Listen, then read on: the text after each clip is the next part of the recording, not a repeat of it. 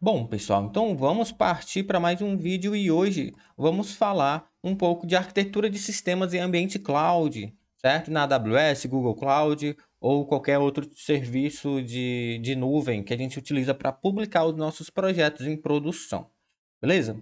Bom, uma arquitetura simples que eu quero mostrar para vocês, falar de alguns componentes específicos, como que eles funcionam, para que eles servem, por que eles são necessários na nossa arquitetura.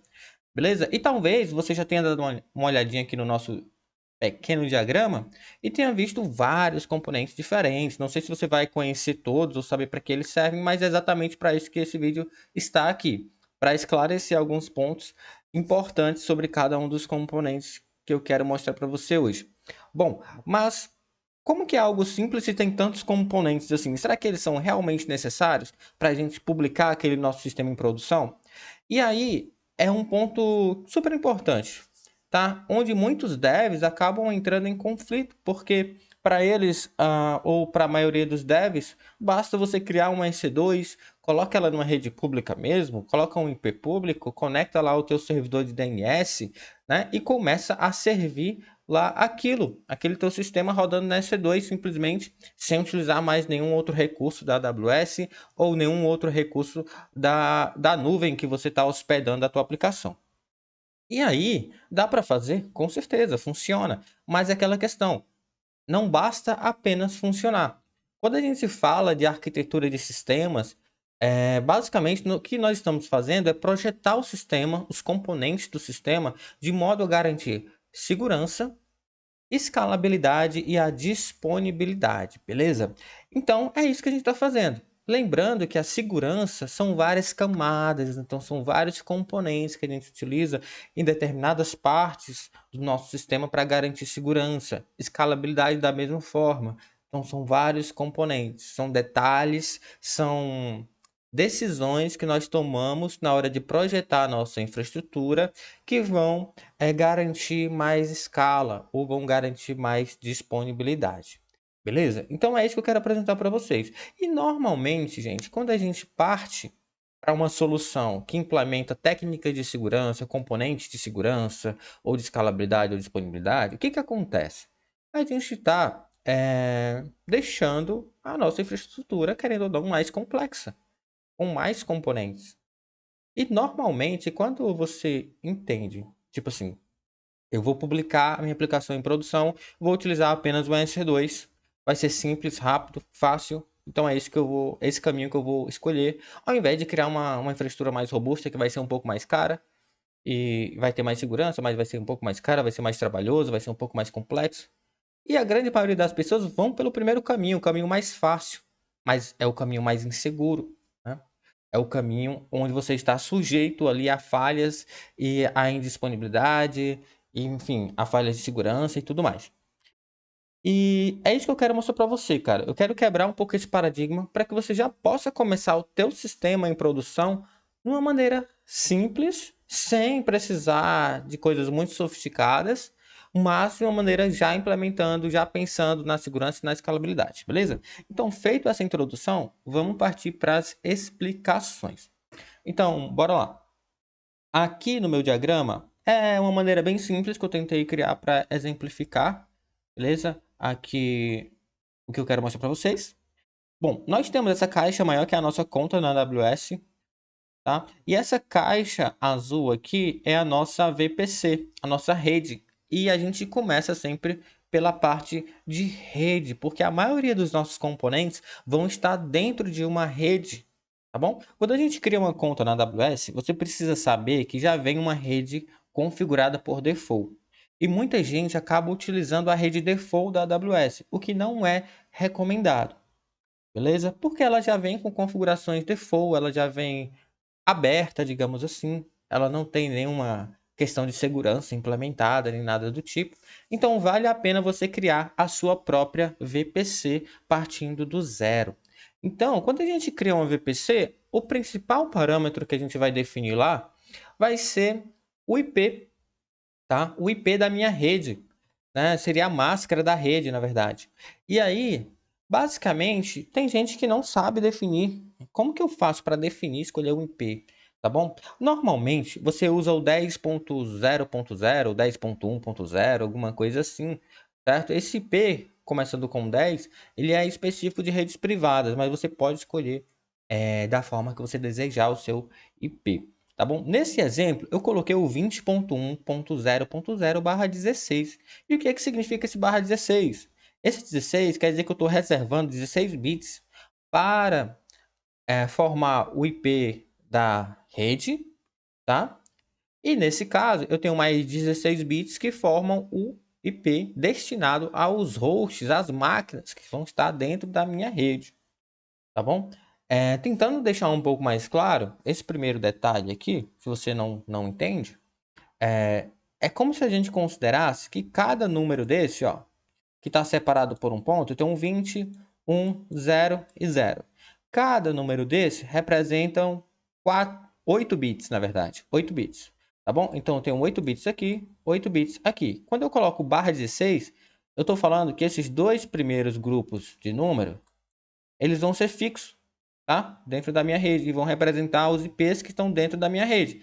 Então, toda máquina, todo componente na minha rede que recebeu um IP, ele vai começar sempre com 20.1. alguma coisa, certo? E esse alguma coisa são esses zeros aqui, ó, que vão estar disponíveis. Eles vão de 0 até 255, ou seja, cada posição tem o 256. E aí eu vou ter 256 vezes 256 opções de IPs diferentes aqui para os hosts, beleza? E aí é isso. Na minha rede, dentro dela, eu tenho sub-redes. A gente vai entender para que serve, tá? Só explicando. E aí, cada sub-rede também vai ter um range de IP. Então, você consegue observar o seguinte. Tá vendo que o IP da minha sub-rede começa também com 20.1, que é o mesmo início aqui da minha rede, tá? Por quê? Porque a sub-rede está dentro da rede. Então, o começo vai ser sempre igual, beleza? A diferença agora é que é barra 24. Ou seja, dentro dessa sub-rede, os elementos que vão receber o IP privado, eles vão respeitar essa máscara aqui. Lembra que eu falei que cada número desse, cada separaçãozinha dessa, né? Eu tenho um bloco aqui de 4 números diferentes, certo? Cada bloco desse, a gente tem 8 bits. Então, quando eu coloco o barra 24, quer dizer que eu estou reservando esses 3 números iniciais aqui, ó, o 20.1.0, que vai ser a máscara, digamos assim, da minha rede. E eu vou ter esse último número aqui destinado para máquinas, tá? Para os hosts. E aí eu vou ter quantos hosts? Eu vou ter 256 hosts, beleza? Dentro dessa sub-rede no máximo. E aí você vai reparar que aí eu tenho uma sub-rede B e o IP dela é diferente, tá? Ao invés de ser 20.1.0, vai ser 20.1.1. Então, todo mundo que tiver o IP 20.1.1 ponto alguma coisa vai fazer parte da sub-rede B, tá? Enquanto todo IP que tiver 20.1.0, a gente sabe que está na sub-rede A, tá bom? Espero que tenha clareado um pouco mais, caso você não entendesse um pouco sobre essa questão dos IPs, das máscaras, mas é bem tranquilo, tá? E falando aqui, bom, para que a gente tem então uma VPC e as sub-redes, tá? Seria a rede, a VPC é a rede, e as sub-redes dentro da VPC, para que elas servem? Então, a rede, ela serve para a gente isolar recursos. Bom, normalmente eu utilizo quando eu tenho ambientes de teste, de sandbox e ambiente de produção. Então, o ambiente de sandbox eu posso colocar dentro de uma VPC isolado do meu ambiente de produção. Assim, caso, por exemplo, se o meu ambiente de teste, porventura, sofrer algum problema, sofrer algum ataque, isso não vai impactar a minha rede de produção, porque eles estão completamente isolados, tá? E a sub-rede? Bom, você vê que nessa arquitetura eu trabalho com pelo menos duas sub-redes. Uma sub-rede onde a gente chama de sub-rede pública, que é essa aqui, a nossa sub-rede A, tá? Ela está marcada como pública. E nós temos a sub-rede B, que é uma sub-rede privada, beleza? Leison, qual que é a diferença de uma sub-rede pública e uma sub-rede privada? A sub-rede pública, ela se conecta diretamente com um cara chamado de Internet Gateway através da sua tabela de rotas. Então, Leison, quando a gente vai configurar a nossa VPC e as subredes, tem um carinha chamado tabela de rotas. O que ele diz pra gente? Ele fala o seguinte, ó. Se você estiver tentando conversar com o IP 20.1.0. alguma coisa, você direciona para a minha rede interna. Mas se você estiver tentando acessar algum IP, tipo 172.0.45, alguma coisa assim, que é um IP que eu não tenho nada dentro da minha rede relacionado a ele, você manda para a internet, tá? Então ele vai criar um caminho de saída para a internet. Beleza? Existe uma questão aqui dos elementos públicos, é que existe tanto esse caminho de saída como o caminho de entrada. Então, por exemplo, o meu ALB que está aqui nessa minha rede pública, ele tem um IP público e ele está acessível através da internet. Então, de qualquer lugar do mundo, eu posso acessar o IP público do meu ALB, porque ele está numa rede pública conectada diretamente ao Internet Gateway, diferente de uma rede privada. Então, os elementos que estão aqui dentro da rede privada não recebem nenhum IP público e eles não estão acessíveis pela internet. E aí, já que a gente falou de Internet Gateway, vamos falar do NAT Gateway.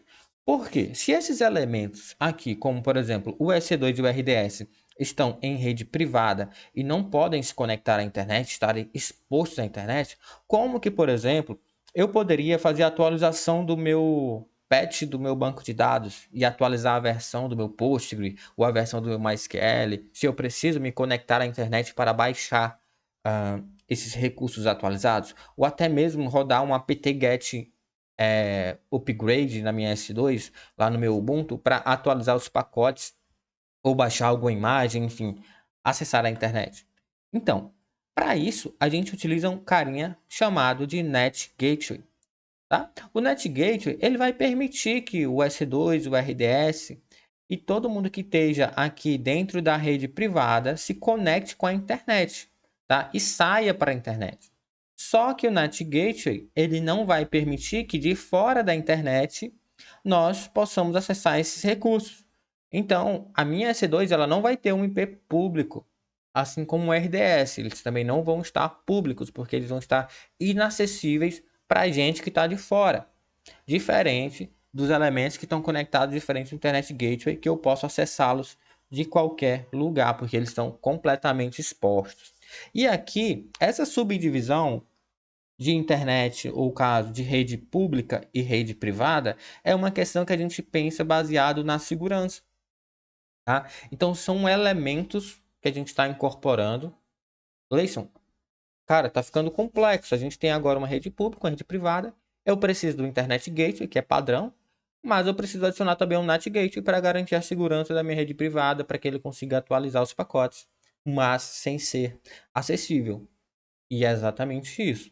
Então a gente incorpora esses elementos, certo? Quando a gente passa a compreender esses elementos e a importância deles, a gente entende que não é complexidade, né? São elementos necessários para garantir a segurança da tua aplicação em produção, tá bom?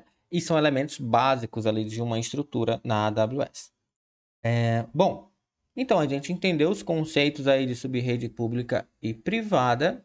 O NAT Gateway serve para a gente permitir o acesso de saída para a internet, mas não de entrada. Então as minhas instâncias aqui estão seguras, elas não estão expostas. Cabe a gente falar um pouco sobre essas instâncias aqui, né? Nós escolhemos para essa infraestrutura, para esse projeto, um servidor, tá bom? Que pode ser um servidor que vai rodar Ubuntu, vai rodar um sistema específico da AWS, ou Windows, enfim, qualquer coisa para executar a tua aplicação, tá bom? E tem o RDS. Se você não conhece o RDS, ele é um servidor gerenciado específico para banco de dados. Então a AWS ela vai cuidar das atualizações, tá? Vai gerenciar lá o banco de dados, vai cuidar de tudo para você. Você não precisa instalar um MySQL do zero e tudo mais, tá? Ele já vem já configurado e bonitinho, escalável para você poder utilizar. Óbvio, existem configurações. Você pode adicionar réplicas, pode adicionar backups automatizados, enfim, tudo isso fácil através do próprio painel da AWS. E o S2 é o nosso servidor onde vai ficar hospedado ali a nossa aplicação. Em volta de cada um desses elementos, nós temos grupos de segurança. tá? Eu deixei aqui ele desenhado como esse quadradinho aqui, ó, porque eles vão trabalhar exatamente como um firewall aqui dessas instâncias, onde a gente pode configurar, por exemplo, eu quero expor a S2 apenas a porta 80, tá? Ou apenas a porta 3000, por exemplo.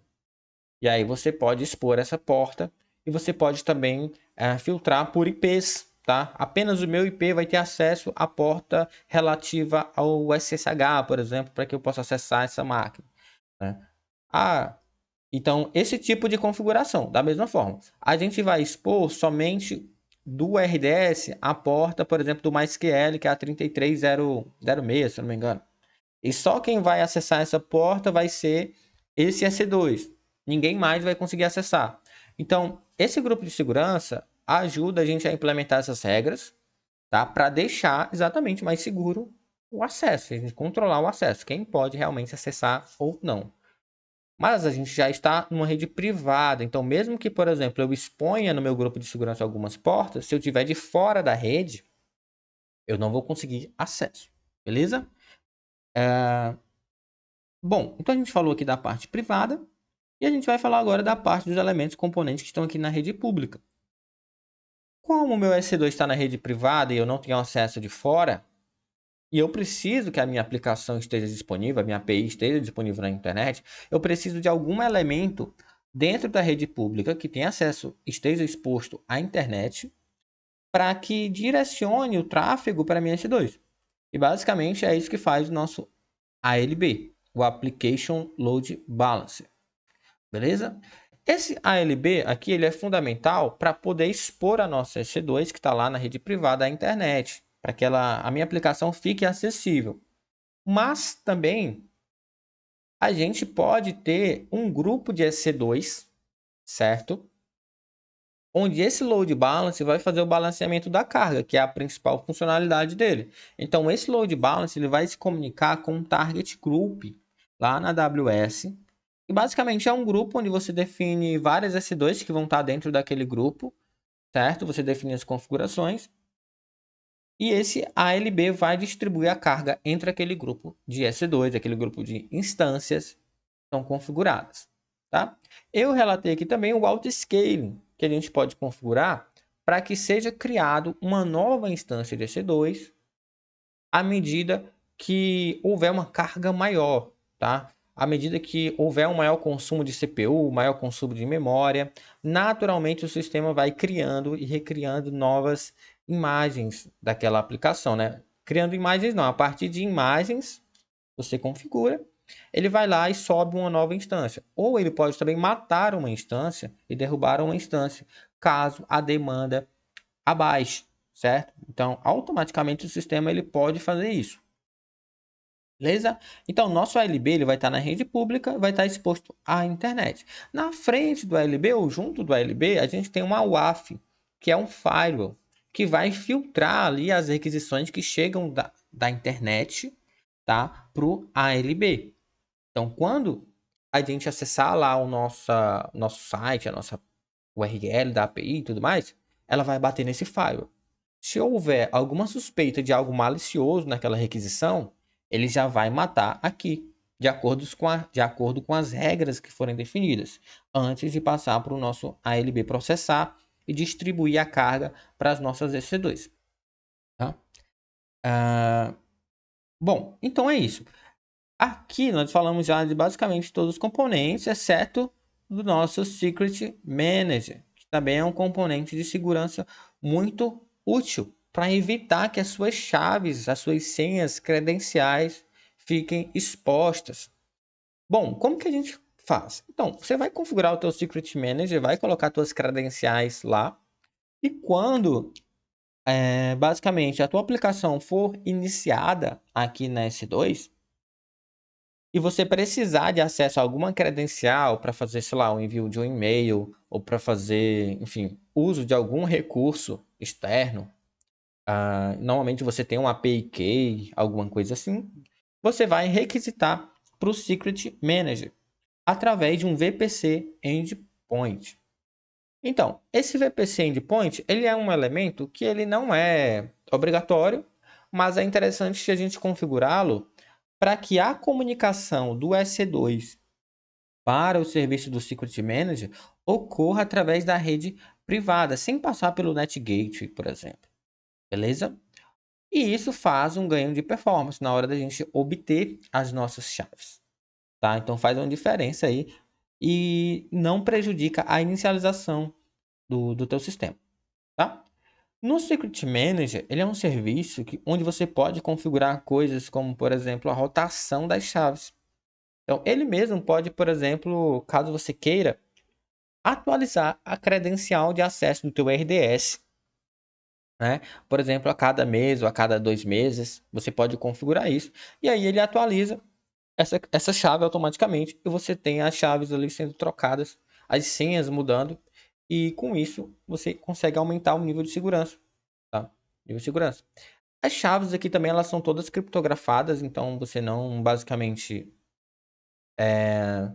se tiver bem implementado, não tem risco de vazamentos, né? Vazamentos, como por exemplo, você manter um ponto .env dentro da tua S2. Eventualmente pode ter alguma falha e expor esse arquivo de credenciais, certo? Assim como também se você tiver um autoscale, né, tiver várias S2, fica inviável manter diferentes arquivos .env dentro de cada uma S2, junto de cada aplicação. Então, normalmente você centraliza isso tudo no Secret Manager. O ideal também é quando você consultar, você armazena lá em memória para não precisar estar consultando direto sempre que você precisar acessar algum tipo de serviço. Beleza? Então, esclarecemos alguns pontos aqui. Aqui nós já falamos a respeito do nosso Load Balancer e do WAF, que é o nosso firewall. E aqui nós temos na entrada o nosso Route 53. O Route 53, gente, é o nosso serviço de DNS. Então ele vai traduzir, por exemplo, quando alguém fizer uma requisição no meu site, meuapp.com.br, então ele vai traduzir esse domínio num IP, né, que vai ser o IP do nosso load balancer. Então ele vai fazer essa conversão, vai ser o nosso serviço de DNS, a gente vai poder configurar várias coisas lá, beleza? O nosso site e tudo mais. E aqui você pode observar que eu optei por separar a entrega de arquivos estáticos, que eu recomendo muito também. Então é o seguinte, normalmente as aplicações têm duas partes, né? Que é o front-end e o back-end. Você pode trabalhar elas de uma forma única, né? A mesma aplicação serve os arquivos estáticos, seria o front-end, assim como também serve a regra de negócio, né?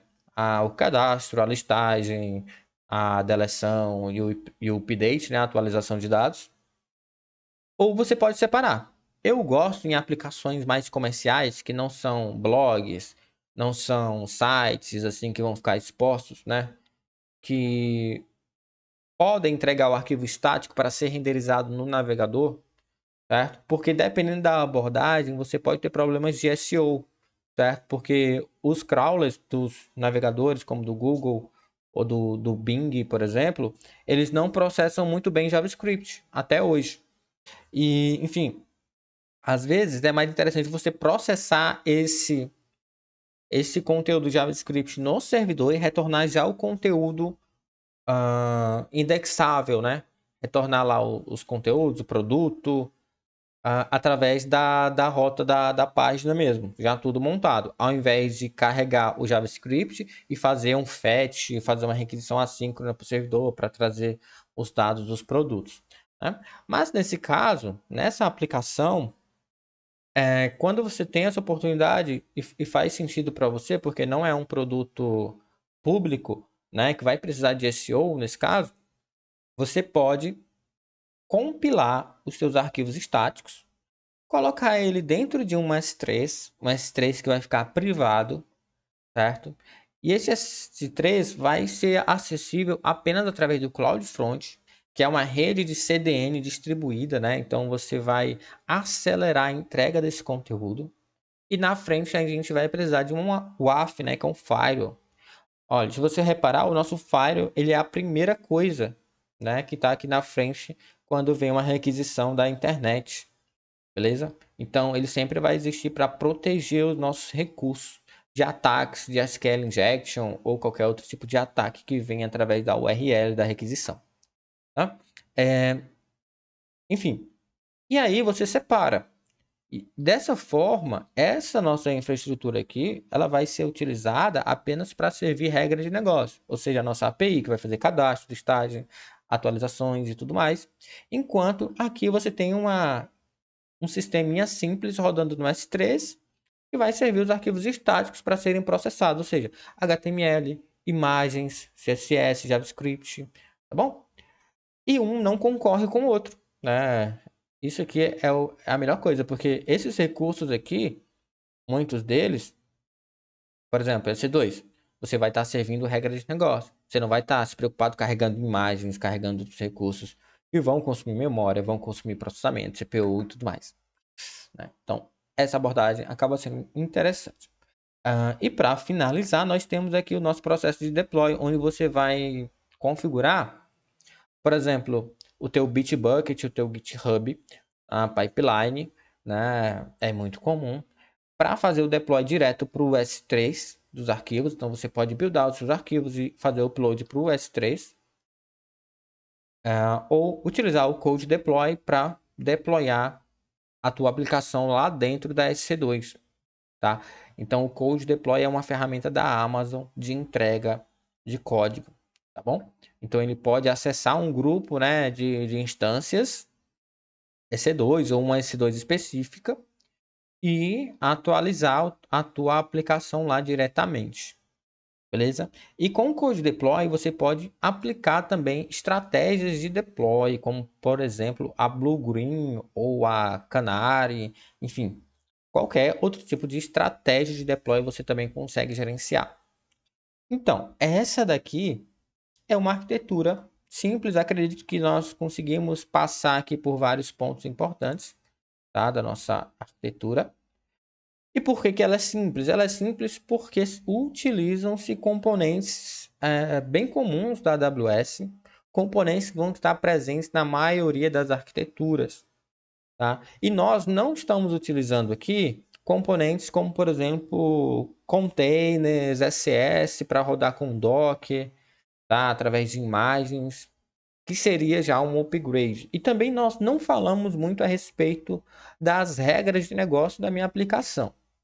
Por quê? Dependendo das regras de negócio da minha aplicação, por exemplo, eu preciso processar um pagamento, eu preciso, enfim, enviar e-mails e tudo mais, eu posso modelar aqui e ir ajustando os componentes. Como, por exemplo, eu posso precisar de uma fila, tá? Processar um relatório, eu vou usar algo assíncrono, enfim, ou até mesmo para processar um pagamento, acessar algum serviço externo, ter uma estratégia de retentativas, tá? Então, cada detalhe da minha aplicação, cada funcionalidade pode influenciar nos componentes da minha infraestrutura, beleza? Então, aqui a gente tem uma aplicação simples, que não tem nada processando em paralelo, nada em background, tá bom? Nada agendado. Então, é um sistema simples de API que você vai bater, vai ter a resposta, vai ter os arquivos estáticos, enfim, que é basicamente a maioria dos sistemas funcionam, né? Como a maioria dos sistemas funciona. Beleza? Então era isso que eu queria mostrar para vocês. Você agora tem a oportunidade de se aprofundar em cada um desses elementos. Provavelmente a gente pode fazer também alguns vídeos mostrando na prática como que cada um dos elementos funciona. Mas deixa aí o teu comentário, deixa o teu like. E se você gostou ou não desse vídeo, tá bom? E se você tiver algum ponto também que possa acrescentar nessa infraestrutura, deixa aí um comentário, beleza? E até o próximo vídeo.